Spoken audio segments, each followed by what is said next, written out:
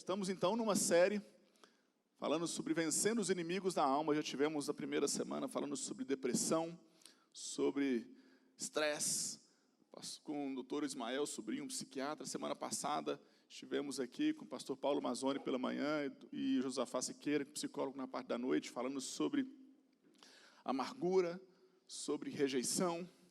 Acho que o Paulo falou que ele só falou para amargura, né? Na hora que foi fazer, não deu tempo, né? Ele falou assim, me comentou lá já. Mas vamos hoje falar sobre um outro tema, que é ansiedade. Está ansioso para ouvir, meu irmão? Está ansioso para ouvir? Não, né? Ai, graças a Deus.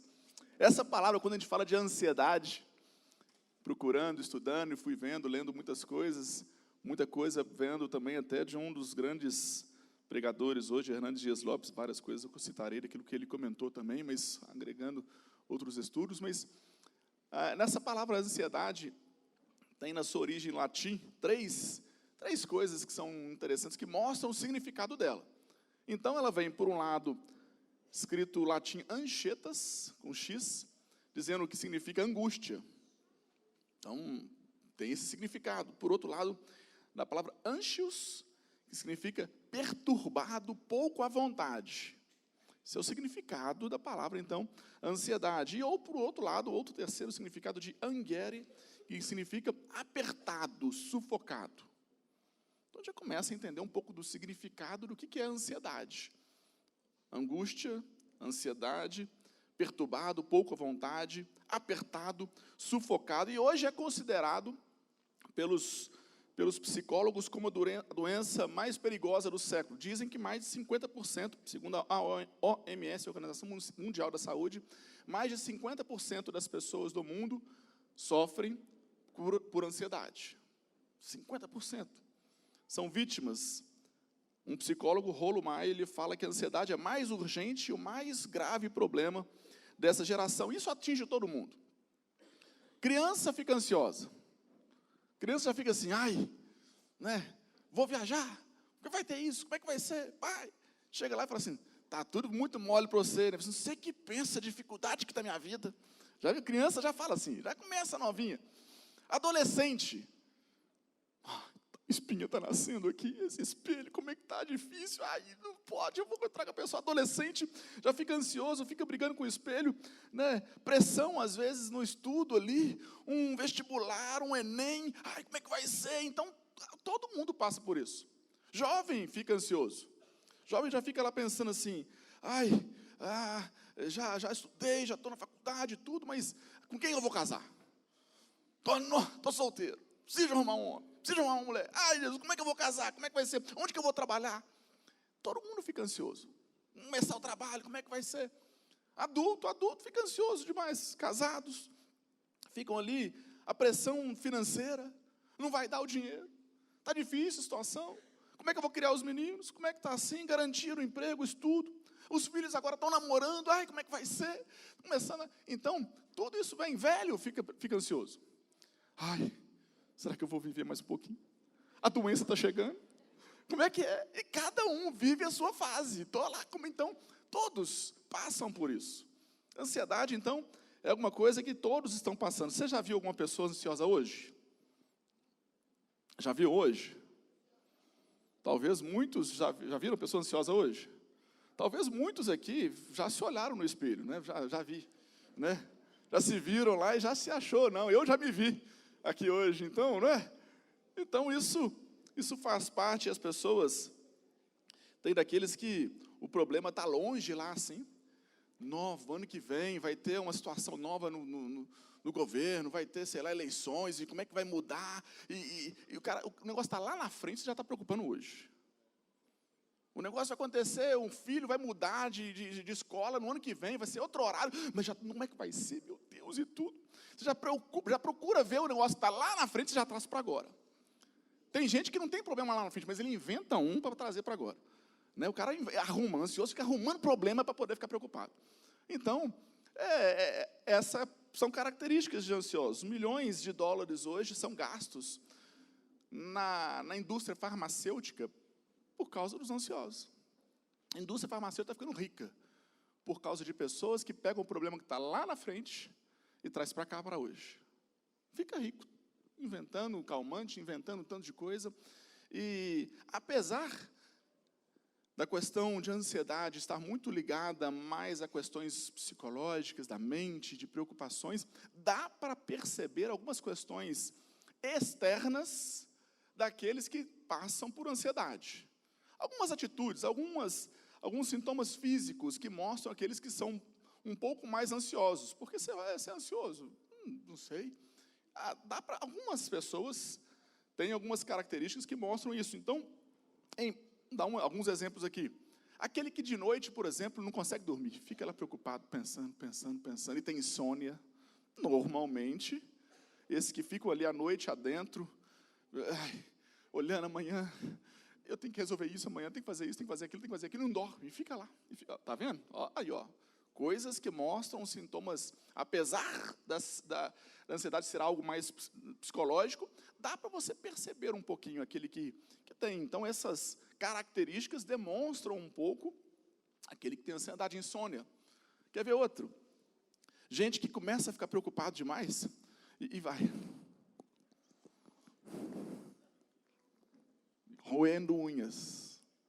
Todo aquele que está lá preocupado demais, né? Aquele que está roendo unha demais já está sabendo, né? Não é? É ou não é? Fica ali, rói unha, fica angustiado, fica preocupado, fica ali ansioso. Então, fala que, uma pesquisa aqui, que acontece, esse sintoma de roer unhas faz parte de 63% da população brasileira. Esse povo rói unha demais, né? O que é isso? Então, as mulheres ajudam, porque elas gastam fazendo unha, não pode roer, porque senão vai estragar a unha. Né? Deve ser isso, né? Então, não gastei aqui 20 reais no negócio aqui, não vou fazer, não vou roer não, porque vai estragar, mas é um sintoma que caracteriza quem rói, quem é ansioso. Outra, tensões musculares. A pessoa fica assim, começa a prender assim a mão, apertar as coisas, fica ali tenso. Aí ela está toda nervosa, ela fica... Você já viu gente que fica o tempo todo assim? Mexendo com a perna? Aí fica assim, sentado, e fica lá mexendo assim, tá. Eu fui viajar de avião, o cara estava lá ansioso, eu estava lá assim, ai meu Deus, eu vi um cara só tremendo do meu lado, esse aqui está ansioso, aqui, ó. Então, estava lá nervoso, preocupado, angustiado, vai cair o avião, sei lá o que o cara estava pensando, mas ansioso fica preocupado com o que vai acontecer. Olha as coisas ao redor e há sintomas que vão mostrar, e a pessoa traz sobre ela o quê? Fica toda doida, né? Mexendo demais, apertando, mexendo, travando. Então, nossa, estou cansado. Ansioso fica cansado demais, porque fica todo doído, fica todo mexendo demais, fica agitado. Ansioso fica agitado, então ele fica todo doído, ele não relaxa. E aí sofre tomar um calmante, tomar um relaxante muscular. Aí as indústrias farmacêuticas ficam assim, que beleza, fica mais um pouquinho. É algo que faz parte da vida de muitas pessoas. Temos visto, então, pessoas que ficam assim, não conseguem controlar nem o próprio pensamento, e nós vamos, então, estudar um pouco sobre isso nessa manhã. Mesma palavra que vai ser dada agora pela manhã, vai ser dada também à noite, mas aprender sobre isso, como lidar com isso, o que a Bíblia fala sobre isso, como receber a cura, quais são os remédios, o que nós queremos tratar sobre a ansiedade. A palavra de Deus tem um texto que eu queria que nós abríssemos, então, nos livros da Bíblia, que sempre me chama muita atenção, é o livro de Filipenses. Então, o livro de Filipenses, ele me encanta, porque foi escrito com quem estava na prisão. Paulo estava preso. Foi escrito a uma igreja que passava por perseguições. Então, não estava nada fácil.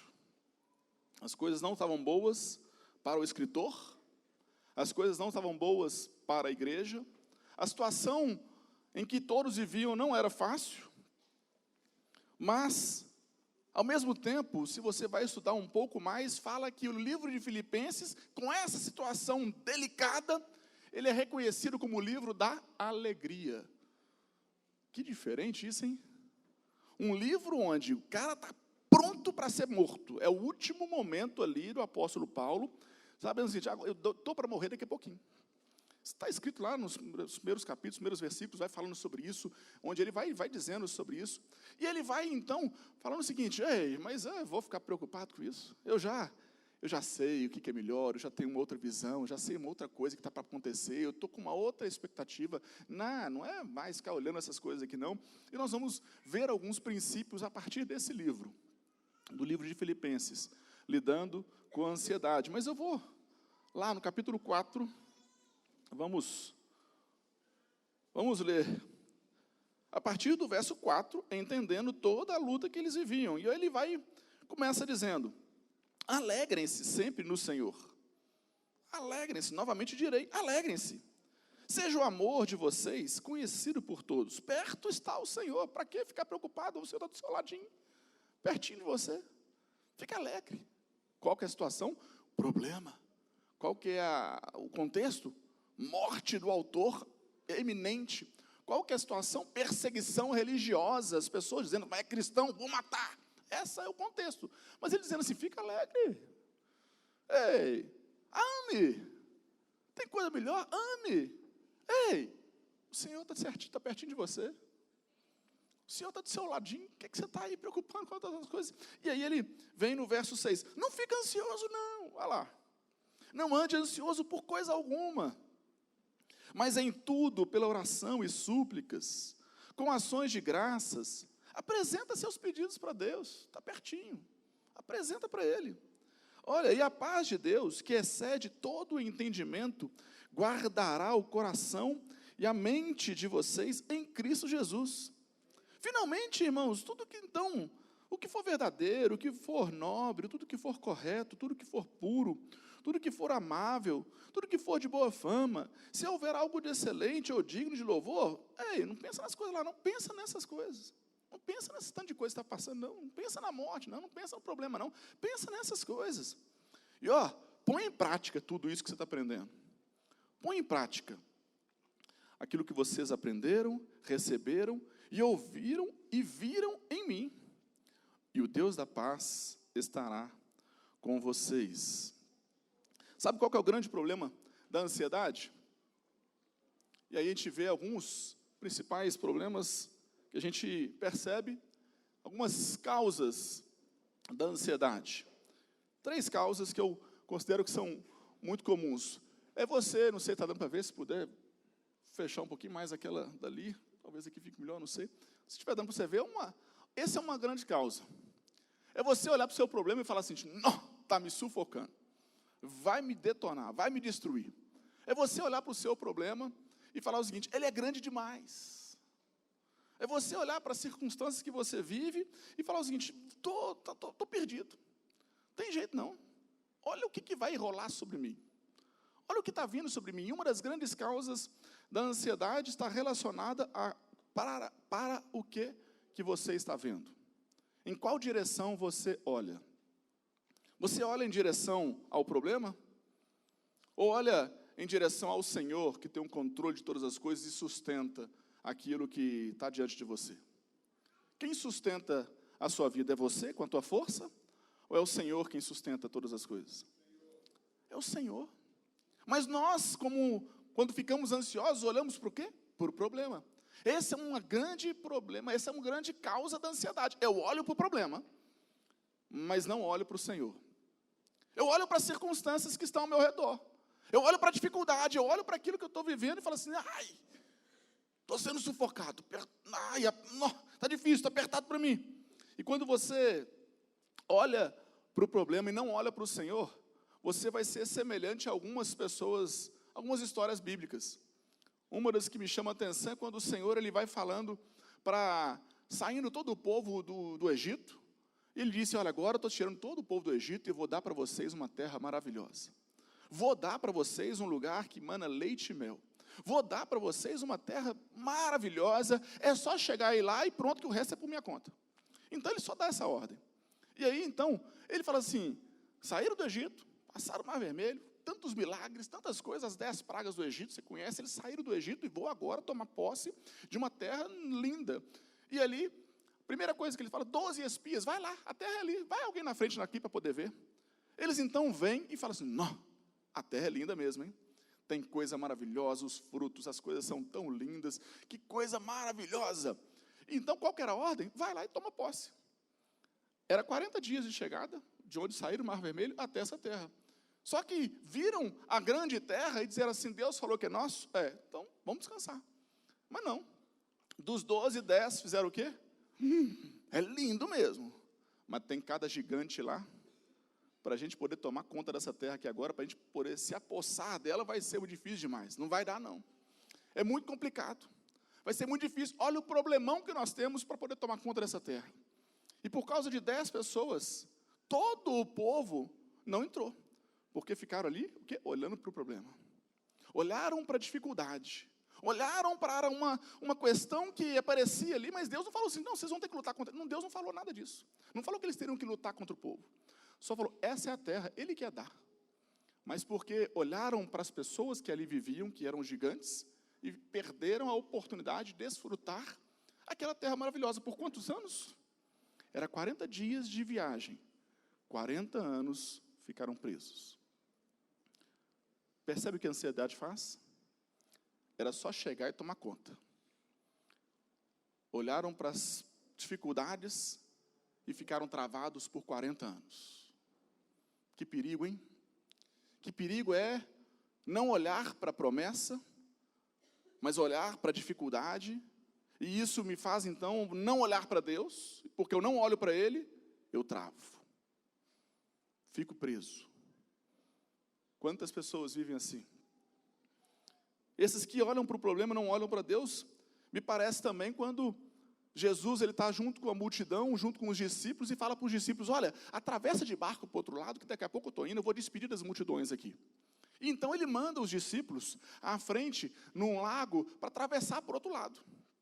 Só que os discípulos vão. Jesus ainda está despedindo das pessoas, e os discípulos vão, e de repente, no meio daquela travessia, o mar fica revolto, e os discípulos ficam assim, ai meu Deus, vou morrer aqui agora, e começam a olhar para a situação.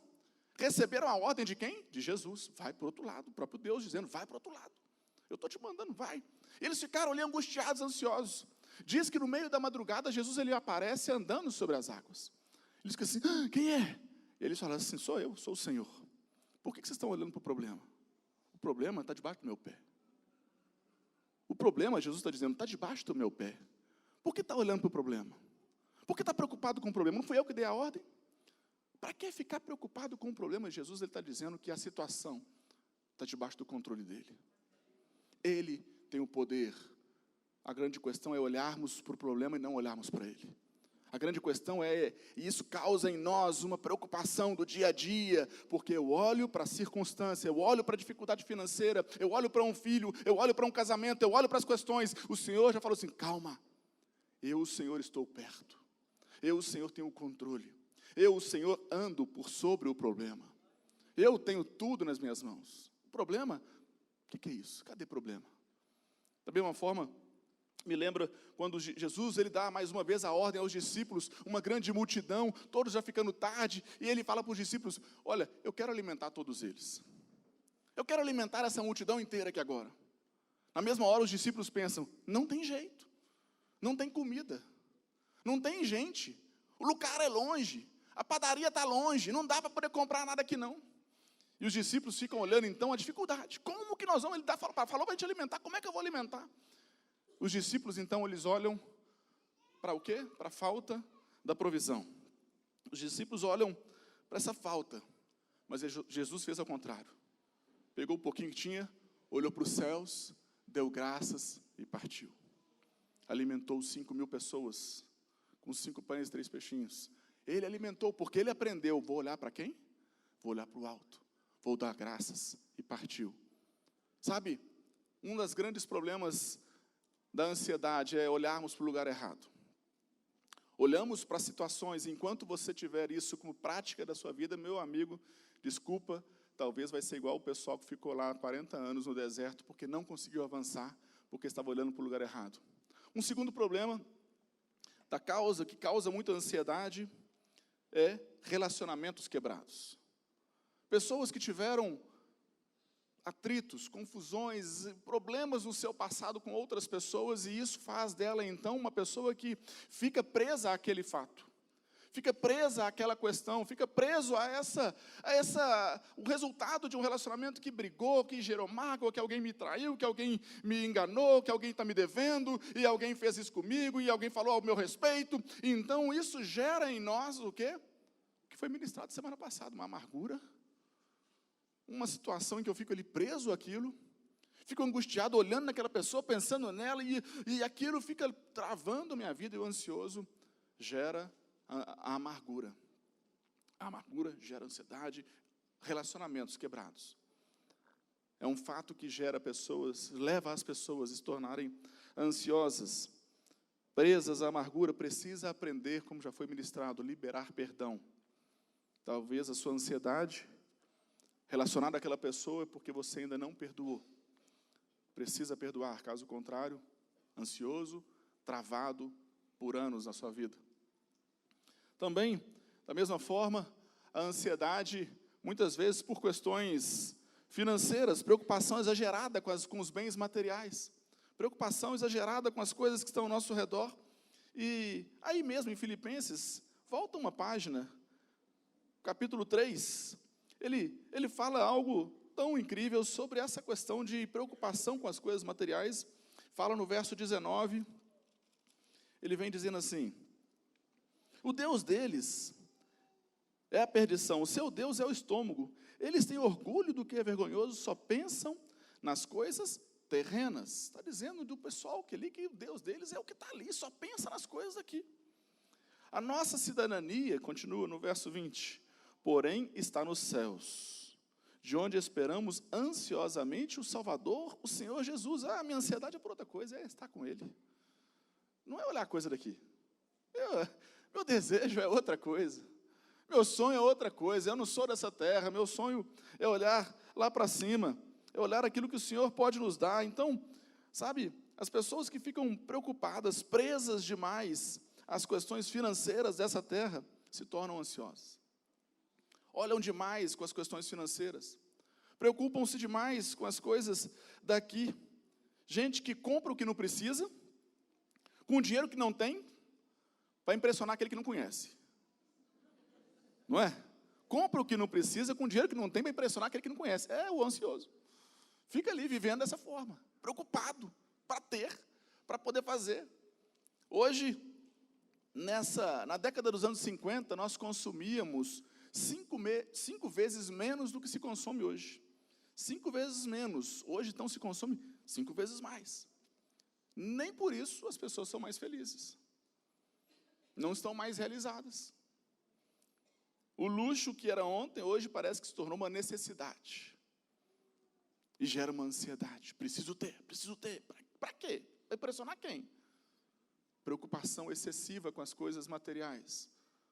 Para impressionar, para ter, e virou uma necessidade. E as pessoas mudam, então, os seus valores.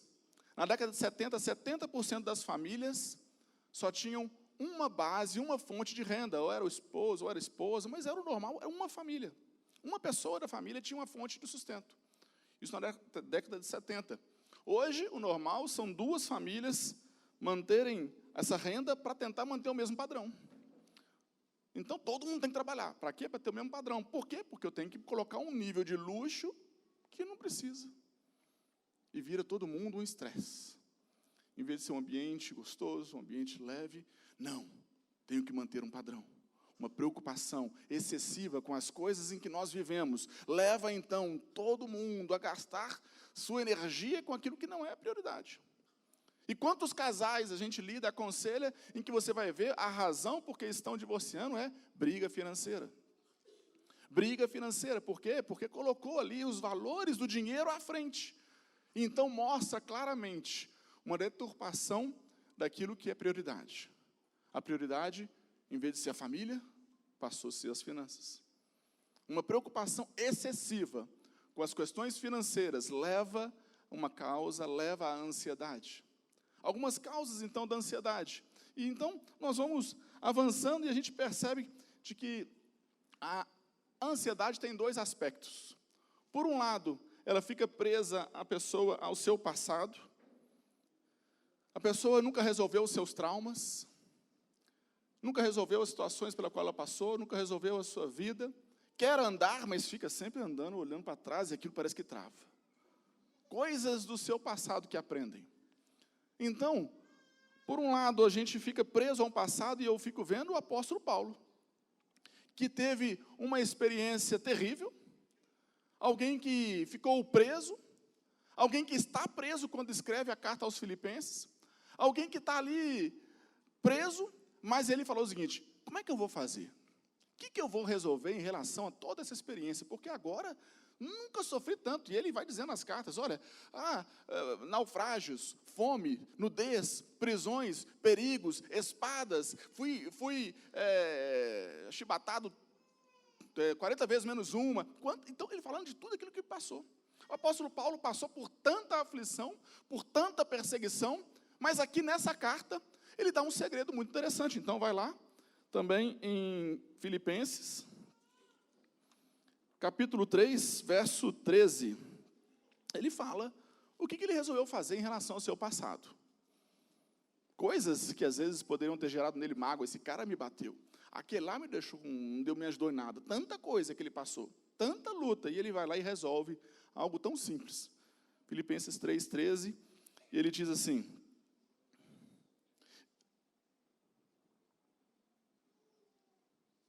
já estava lendo 2,13, né? 3,13. Irmãos, não penso que eu mesmo já o tenha alcançado, mas uma coisa eu faço, esquecendo-me das coisas que ficaram para trás, avanço para as que estão diante de mim. Prossigo para o alvo, a fim de ganhar o prêmio do chamado celestial de Deus em Cristo Jesus. Percebe o que ele fez aqui?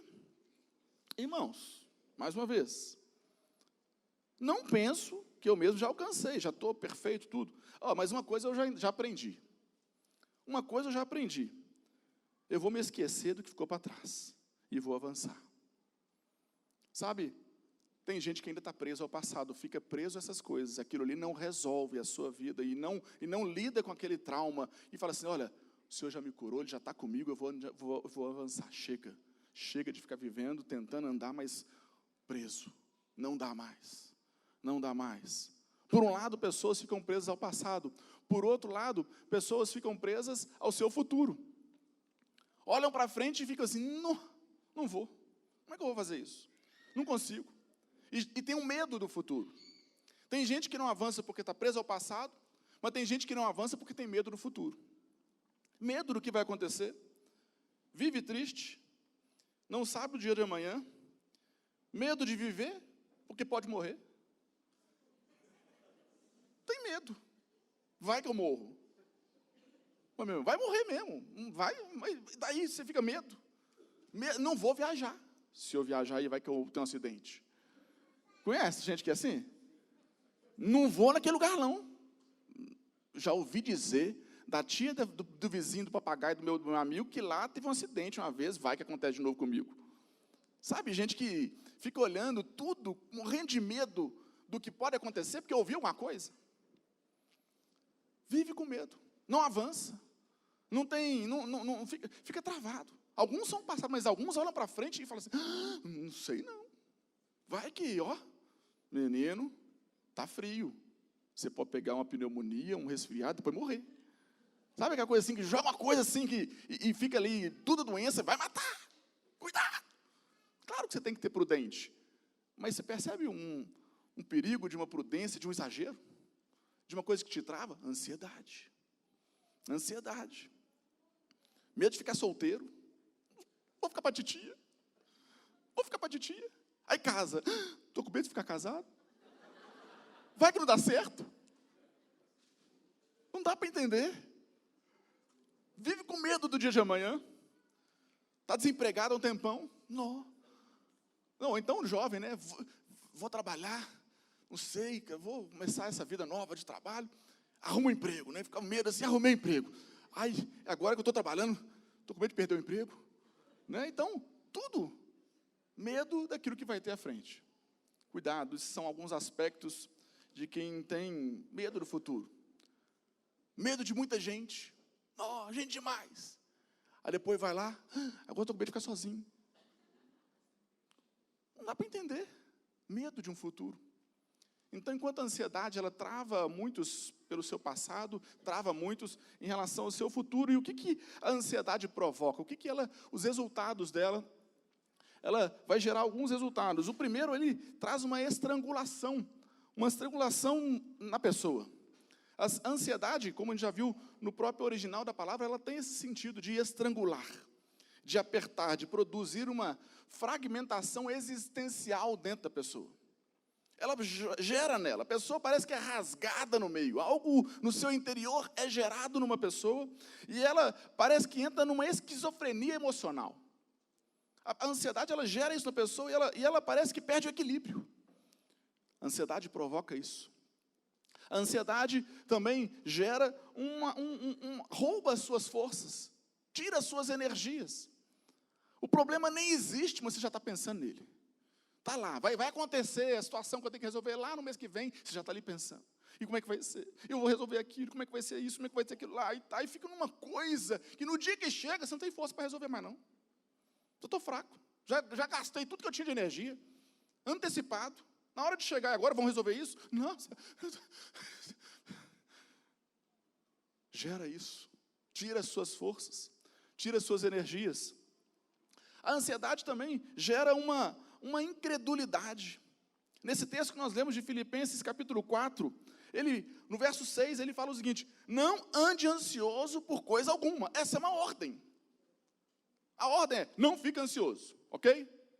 Estou te dando uma ordem, o Senhor está falando para nós. Não fica ansioso. Mas, não sei. O que é isso? Incredulidade. Fico pensando num tanto de coisa.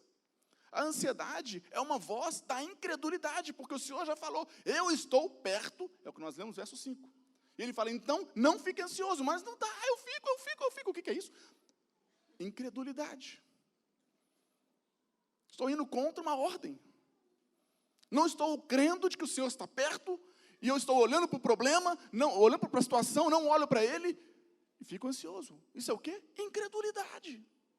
Eu devia olhar para o Senhor somente porque Ele falou, preocupa não, eu estou do seu lado. Pode parecer grande, leva a foto do menininho lá tentando empurrar, preocupa não, eu estou do seu lado. Eu quem sustento. Não fica ansioso. A ansiedade gera em nós uma incredulidade. Eu começo a olhar para as circunstâncias, para o problema, então, olha como que é tão perigoso. Abre comigo lá em Mateus capítulo 6, um texto muito clássico, que fala de ansiedade.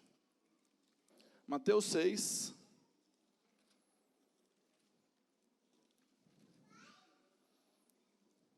verso 25. Portanto, eu lhes digo, não se preocupem com a sua própria vida, quanto ao que comer ou beber, nem com o seu próprio corpo, quanto ao que vestir. Não é a vida mais importante que a comida e o corpo mais importante que a roupa? Observem as aves dos céus, não semeiam, nem colhem, nem armazenam em celeiros, contudo o Pai Celestial as alimenta.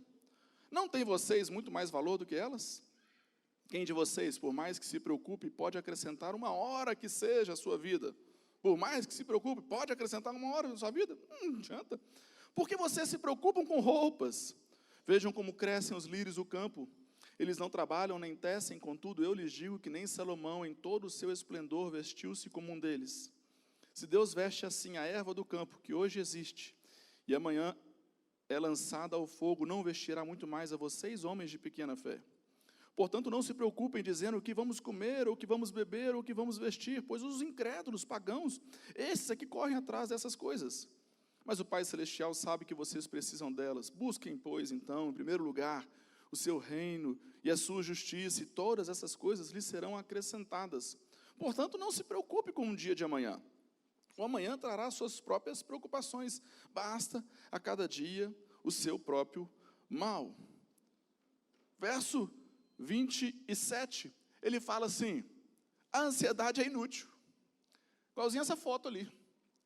Você vai querer comprar uma escova de cabelo para o vado. Não adianta, inútil. A mesma coisa é a ansiedade. Não adianta nada. O verso 27 desse texto aqui, ele fala o seguinte, olha aqui, quem de vocês, por mais que se preocupe, pode acrescentar uma hora que seja a sua vida? Está dizendo o seguinte, ficar ansioso é burrice. Não adianta nada. Vai ajudar? Vai resolver? Não adianta nada. Então, a incredulidade é inútil. A ansiedade é inútil. Ficar pensando numa coisa que nem chegou, que você não vai resolver, e vai ficar ali, a Bíblia fala, inútil. Da mesma forma, continua ainda falando de que a ansiedade, ela é incompatível com a fé cristã. Verso 31 desse texto que nós lemos, ele fala assim: portanto, não se preocupem, dizendo o que vamos comer, ou o que vamos beber, ou o que vamos vestir. Os incrédulos é que correm atrás dessas coisas. Mas o Pai Celestial sabe que você necessita delas. Sabe que você precisa delas. Então, busque em primeiro lugar o seu reino e a sua justiça. Essas outras coisas, Deus acrescenta. Incredulidade não convém com o cristão, que olha para a força do mar e afunda. E tem que olhar para o Senhor. Então, enquanto eu olho a ansiedade, falando de incredulidade aqui, a ansiedade, então, ela gera isso. Você fica ali numa atitude que é incompatível com a fé cristã. Não combina ansiedade com aqueles que conhecem a Deus. Não combina. Tem algo estranho. Tem algo estranho se a ansiedade faz parte de forma veemente em sua vida. Tem algo estranho, porque quem é um cristão entende porque eu estou olhando para ele. Ele está acima dos problemas, ele anda sobre as tribulações, as dificuldades, ele tem um controle sobre todas as coisas, ele me manda falar, não fica ansioso, e eu então ainda continuo com isso. Não combina a ansiedade com a fé cristã. Ainda continuo dizendo que a ansiedade é algo incompatível com um bom senso. Você fica olhando para as circunstâncias, fica olhando, e o verso 34 de Mateus 6 fala assim: não se preocupe com o dia de amanhã. O amanhã trará as suas próprias preocupações. Amanhã vai ter outras coisas que você precisa resolver. Para que ficar olhando? Angustiado com o dia de amanhã, não tem lógica você já ficar preocupado hoje com as coisas de amanhã. Falta de bom senso isso. Não tem sentido. Ela é incompatível com isso. É só uma perda de tempo, de energia e de fé. Qual que é o erro dessa frase? O cristão ansioso. Qual que é o erro dela? Tem erro nela? Qual que é o erro?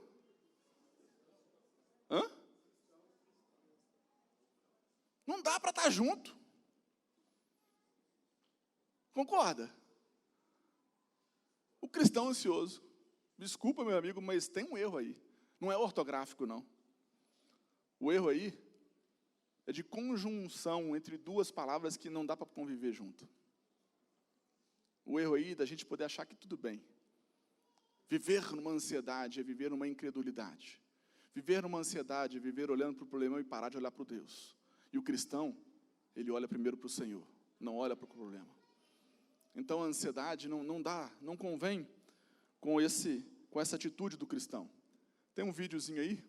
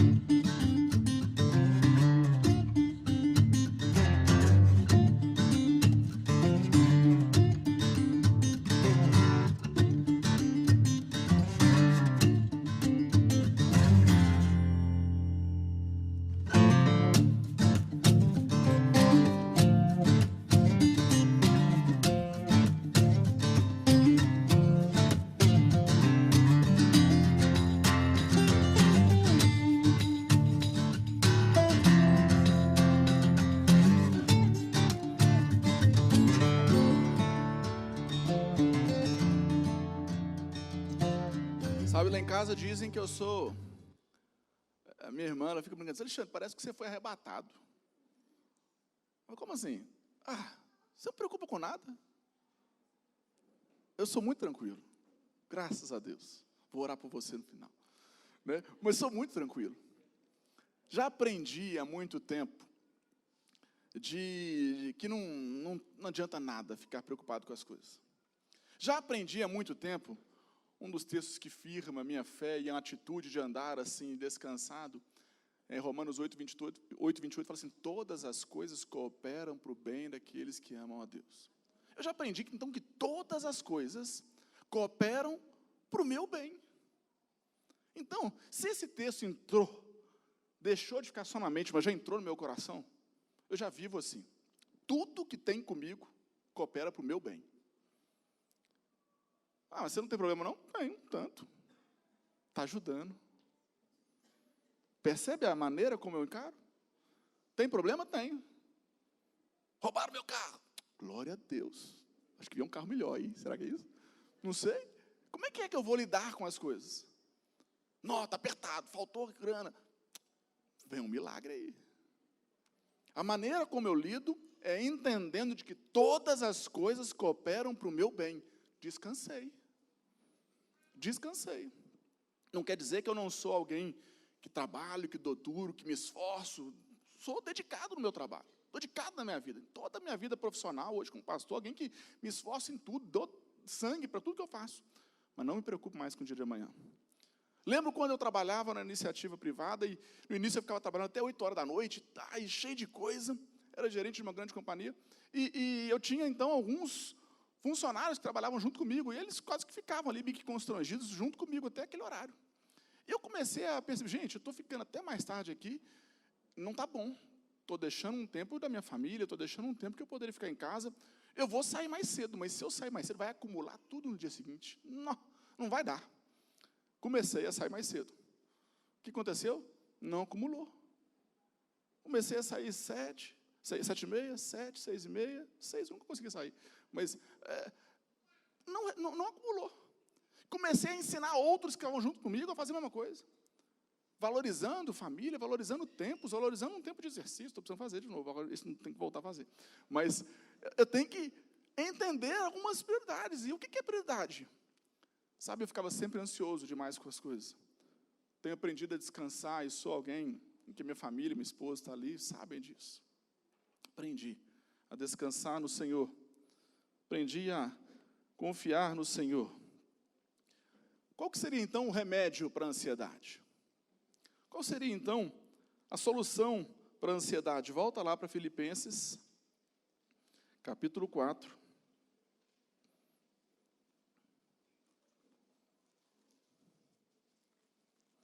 Ele diz, então, no verso 6, algo tão incrível. Filipenses 4:6, ele fala assim, não ande ansioso por coisa alguma, mas em tudo, pela oração e súplica e com ações de graças, apresente seus pedidos a Deus. Deus dá uma ordem, não ande ansioso, mas oferece uma solução. Não ande ansioso, mas dá uma resposta, dá uma solução, dá um remédio. E ele fala no primeiro remédio de oração. Ele fala, ore, ore. E eu preciso que você aprenda primeiro a respeito de oração. A oração, ela tem são 3 tipos diferentes de oração. Você pode orar, adorar, pedir e agradecer. Você deve, então, aprender a ter essas 3 práticas no seu momento de oração. Adorar, agradecer e pedir. Quando eu adoro, eu estou reconhecendo quem Ele é. Quando eu adoro, no meu momento de oração, começa com a adoração. Bendito é o Senhor. Engrandeço ao Senhor. Reconheço a soberania dEle. Reconheço quem Ele é. Meu momento, então, de oração, primeiro tem que ser com a adoração. Quantas vezes eu ponho primeiro um louvor, fico ouvindo em casa, agitado com os meninos, ponho lá, e fico ouvindo, adorando. Depois eu vou agradecer. Senhor, obrigado. Vou olhando para o meu passado, diante desse Deus grandioso, e começo a agradecer. Para depois colocar diante dEle as minhas petições. Então, eu primeiro preciso aprender a orar corretamente. Orar de forma a entender quem Ele é, a agradecer tudo aquilo que Ele fez, para depois, então, colocar diante dEle as minhas questões. Quando eu começo a ter isso, Ele está me ensinando a não mais ficar ansioso. De outra forma, continua o texto também, falando que eu preciso aprender, quando vai falando sobre oração ainda, né, de que, lembrei de um texto aqui, 1 Pedro 5,7, que eu anotei, lance sobre Ele toda a sua ansiedade, porque Ele tem cuidado de vocês. Lance sobre o Senhor todas as suas ansiedades.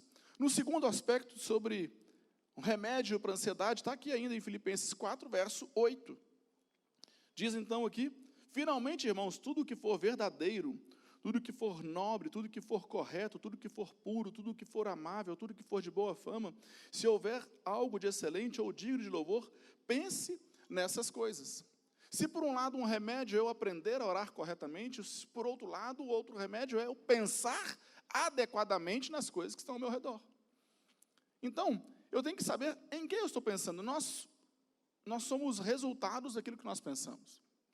Aquilo que você gasta como esforço, na sua mente, você é resultado daquilo. A sua luta ela vai ser ganha ou perdida sempre na sua mente. Se você armazena coisas boas na sua mente, você é um vencedor.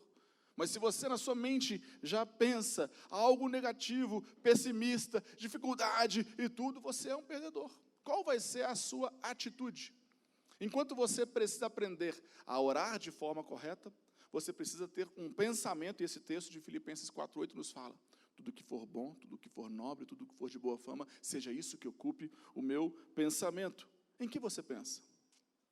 Aquilo que você pensa, aquilo que você gasta de esforço destrutivo ou positivo? É um remédio. Você é resultado daquilo que você gasta esforços, naquilo que você pensa. Pensa nas dificuldades, nos problemas, no conflito, na dificuldade, na solução. Você é resultado disso. Penso na oportunidade, penso na alegria, penso na conquista, virá como resultado disso. A Bíblia fala, o que for bom, o que for nobre, o que for amável, o que for justo, o que for de boa fama, nisto, está dizendo o texto, se há algo de excelente, digno de louvor, pensem nessas coisas. Então, outro remédio, orar, pensar, e um terceiro, agir. Agir corretamente, verso 9 ainda de Filipenses capítulo 4, ele fala, ponham em prática tudo o que vocês aprenderam e receberam, ouviram e viram de mim. Não adianta nada, tudo isso que nós estamos ministrando, falando sobre ansiedade, compreender e entender, se não é colocado em prática tudo isso que nós estamos dizendo. E o verso 9 diz, põe em prática. Tem que botar em prática. Tem que ter uma atitude de que vai sair da mente e vir para o coração como prática de vida. Vou orar de forma diferente, vou engrandecer o Senhor, vou agradecer a Ele, vou colocar as minhas necessidades, mas terei um pensamento, uma atitude nova, uma maneira de ver as coisas nova, mas vou agora colocar em prática essa nova forma de viver. Caso contrário, só está me roubando energias, essa ansiedade que não vale de nada. Tem que botar em prática. Tem que ter uma atitude nova em relação a isso. Sabe, a ansiedade, ainda em Filipenses 4, quando, em todo esse contexto, o apóstolo Paulo, na guilhotina da morte, na antessala de ser ali morto, ele vai lá e escreve essa carta para toda a igreja. Ele ali, pronto para morrer, ele disse assim, fica ansioso não? Fica ansioso não? Verso 5, ele diz, sejam amáveis, sejam bondosos. Consegue ver um ansioso amável? Não. Ansioso está lá. E Paulo está ali assim, descansado. Sejam amorosos, sejam amáveis. Ele diz assim, o Senhor está perto. O Senhor está perto. Ele está conosco. Pronto para morrer. Liga não. Curte. Olha que beleza. Seja amoroso. Perto está o Senhor. E ele fala assim, não fica ansioso não. Bobeira. Mas sabe, o grande remédio, essa cura, está aqui no verso 7, quando você tem essa oração certa, um pensamento certo, escolhe agir de forma correta. Então vem que o verso 7 nos promete: a paz de Deus, que vai além do seu entendimento, além da sua compreensão, guardará o coração e a mente de vocês.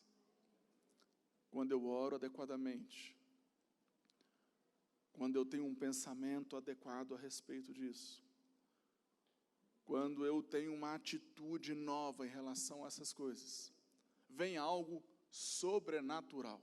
Não é você que vai gerar isso. Não é uma paz que você fala assim, ai, vou então para um lugar tranquilo. Não é isso. A paz de Deus, que excede todo o entendimento, vai além da sua compreensão. Você não consegue compreender. Guardará a sua mente e o seu coração. Essa paz é o substituto da ansiedade.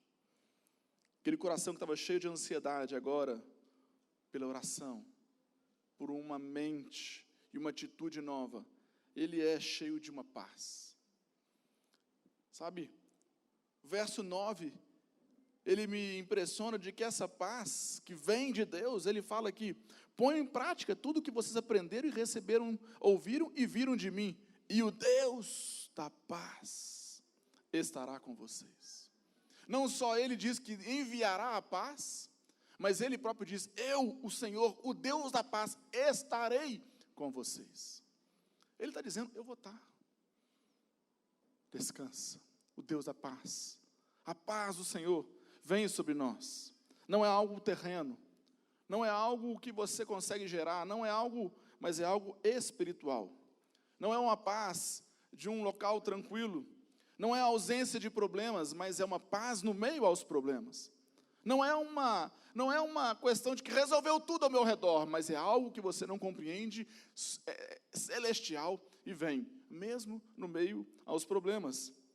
Ela coexiste com a dor.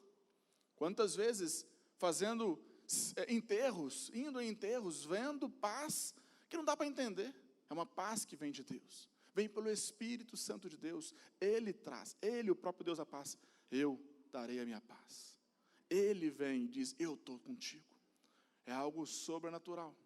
Não é natural, mas é quando você entende, se rende a Ele, passa a olhar para Ele, não para os problemas, Ele vem com essa paz. Essa paz transcende até a nossa compreensão. Já vi fotos de mártires recentes sorrindo. Homens prontos a serem enforcados, sorrindo, dando um tchau, porque eram cristãos, dizendo assim, eu sei para onde eu estou indo. Eu sei quem é o meu Senhor e Ele vive. Olha, está tudo em paz, estou bem. Enquanto alguns que vão ser aí assassinados pela ISIS, por esses grupos terroristas, ficam num desespero, mas quantos já vi cristãos, que você já deve ter visto nessas fotos em redes sociais aí, de que dizem assim, estou tranquilo, estou bem. Uma paz que vai além do que nós conseguimos compreender. Sabe? Ainda fala nesse texto do verso 7, guardará o nosso coração e a nossa mente. Essa paz, essa palavra dá uma sensação, uma ideia de uma sentinela espiritual. Olha, está passando? Tem aqui, uma paz te guardando. Está aqui, como que um anjo do Senhor, uma paz do Senhor vai te guardar, está do seu lado. Vai estar junto contigo. Guardando o quê? A nossa mente, a nosso intelecto, as nossas preocupações, as nossas dificuldades, os pensamentos errados. Tem lá uma sentinela espiritual te guardando. A paz do Senhor guardará. Uma sentinela, guardando a sua mente. E também guardando o quê? Os nossos corações. As nossas emoções, preocupações. Está lá a paz, sentinela, guardando. Nós queremos orar por você. Quero chamar o grupo de louvor aqui para ministrar ao Senhor, ministrar sobre a sua vida, mas principalmente levá-lo a entender de que nós temos que olhar para o Senhor. olhar para Ele. Olhar para Ele. Quantos aqui, às vezes, olham tantos para os problemas, têm as suas energias esgotadas, porque estão se preocupando com o passado, com o futuro, ficam numa vida preocupada, preocupação. Já está ocupado antecipadamente, pré-ocupado. Não é para ser assim. O Senhor, Ele fala assim, não, filho, filha, descansa, ora, apresenta tudo a mim, reconhece quem eu sou na sua vida, eu vou enviar uma paz que não dá para se compreender. Queria te convidar a ficar de pé, queria chamar você a esse tempo de entrega, a esse tempo de chegar e dizer, Senhor, se o Senhor me instrui a lançar sobre o Senhor toda a minha ansiedade, se o Senhor me instrui a lançar sobre o Senhor tudo aquilo que eu fico ali angustiado, preocupado, antecipando o problema, eu quero, Senhor, apresentar ao Senhor. Senhor, eu me arrependo, porque eu acho que eu estou olhando mais para o problema do que olhando para o Senhor. Senhor, eu não quero mais isso. Quero orar para o Senhor. Quero ter uma atitude nova, Senhor. Quero orar de forma correta. Primeiro te reconhecer, te engrandecer, te adorar. Quero, Senhor, aprender a pensar de maneira correta, não mais de uma maneira destrutiva, mas tudo que é bom, tudo que é amável, tudo que é santo, nisso eu vou gastar o meu pensamento. Senhor, eu quero agora colocar em prática tudo isso. É o que diz a palavra dele. Quero te convidar, se você quer fazer isso, apresentar diante do Senhor uma dificuldade, uma situação em que você vive sempre tão preocupado com as coisas do amanhã, Ele está dizendo assim, não fique ansioso mais com isso. Não fique mais, não dá para ter cristão ansioso. O cristão olha para o alto e sabe que de lá vem o socorro. O cristão olha para Ele, não olha mais para as circunstâncias. Se você quer aprender a romper com esse passado, com essa situação que te consome tanta energia, eu quero orar por você. Quero que você venha aqui à frente, apresentando isso diante do Senhor, enquanto nós vamos ter esse cântico. Se der para a gente cantar de novo aquela música de amar o Senhor e de não ficar preocupado com as coisas que a gente cantou, foi a ceia. Me ama, isso. Então, é uma música que fala de que Ele me ama. Eu vou ficar preocupado com o quê? Ele está comigo, Ele está perto. Vou ficar angustiado com alguma coisa? Não vou perder tempos com ressentimentos, com angústias, com as coisas, mas eu vou olhar para Ele. Você quer ter uma atitude nova? Uma atitude nova? Vem aqui na frente, nós vamos orar por você.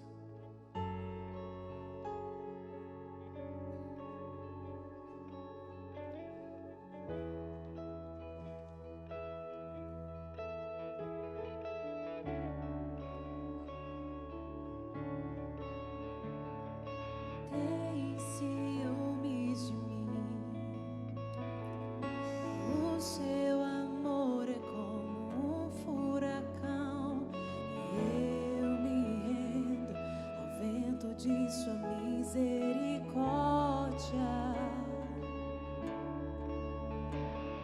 então de repente não vejo mais minhas aflições, eu só vejo a glória e percebo quão maravilhoso Ele é e o tanto que Ele me quer.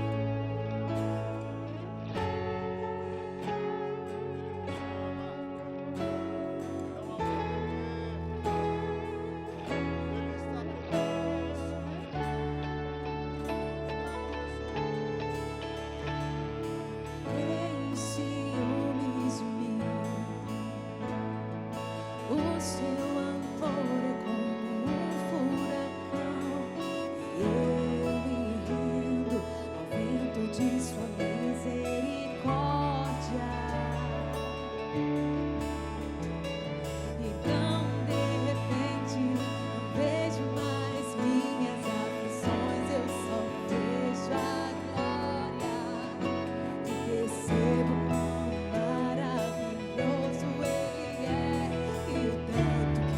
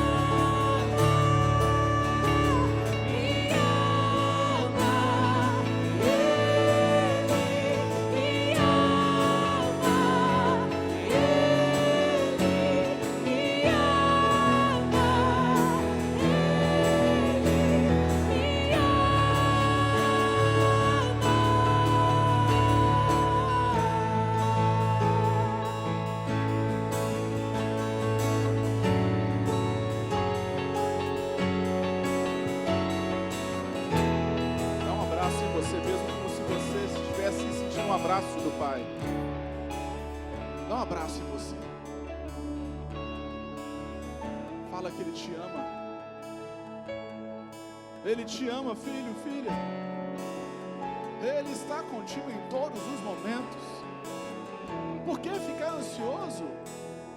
Ele está dizendo: eu estou perto, eu te amo, eu tenho ciúmes de você. Ei, para de olhar para as coisas, olha para mim, diz o Senhor para você, olha para mim. Eu quero tanto te abraçar, eu quero tanto te tomar, eu quero tanto que você esteja comigo. As outras coisas eu te acrescento, filho, filha, não olha mais para isso. Não olha para um probleminha. Eu sou o Senhor que ando sobre as águas e eu tenho o domínio sobre todas as coisas.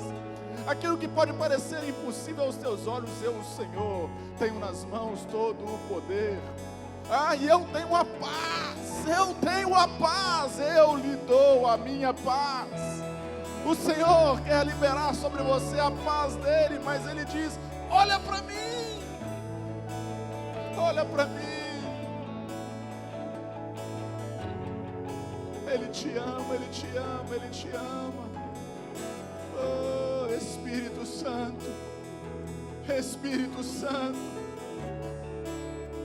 o Senhor prometeu que liberaria a tua paz. Eu clamo agora, Deus, entregue ao Senhor agora, Pai, as circunstâncias. Estende agora as suas mãos para frente, estende as suas mãos em direção a Ele, como quem está entregando algo a Ele. 1 Pedro 5,7 diz: lance sobre Ele toda a sua ansiedade. Lança, entrega para Ele. Faz um gesto de quem está entregando para Ele, de quem está passando para Ele. Está dizendo: lance sobre Ele toda a sua ansiedade e diz: Ele tem cuidado de vocês. Ele tem cuidado de vocês. Então lança, apresenta para Ele, diz: Senhor, está nas tuas mãos.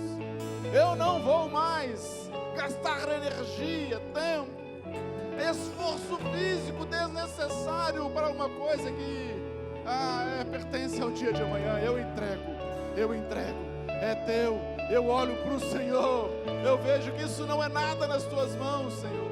Está nas tuas mãos e eu escolho hoje ter uma atitude nova em relação a essas coisas que vêm amargurando a minha alma, que vêm mexendo comigo ao longo dos anos, me travando, me impedindo de poder avançar. Não quero ser como aqueles espias que ficaram 40 anos travados. Eu entrego.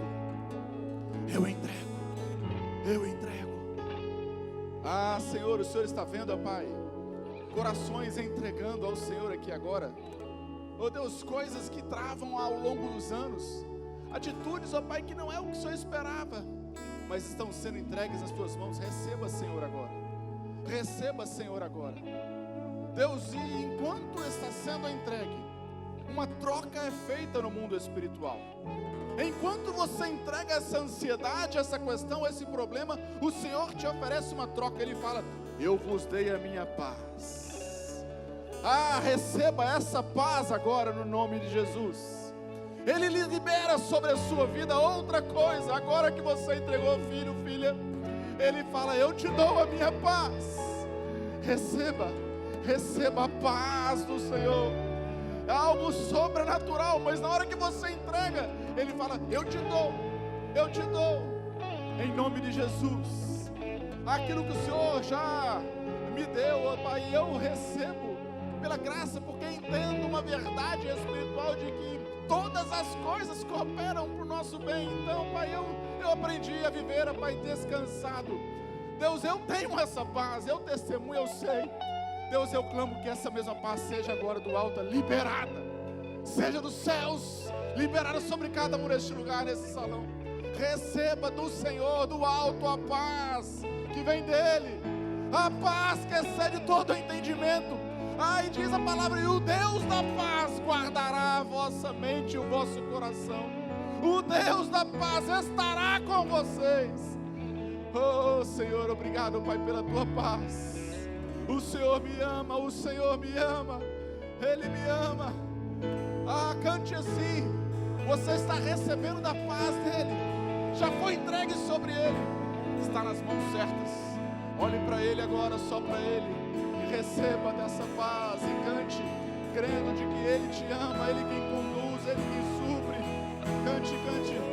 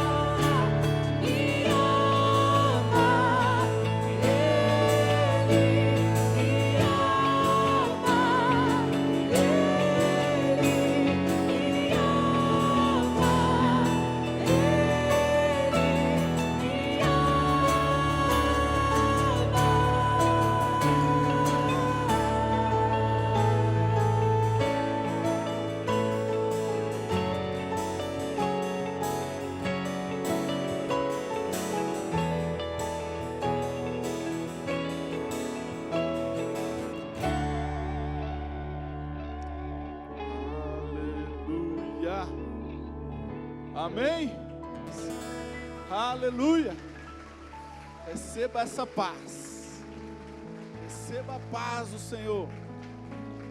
Um pensamento novo, uma maneira de orar diferente e uma atitude nova.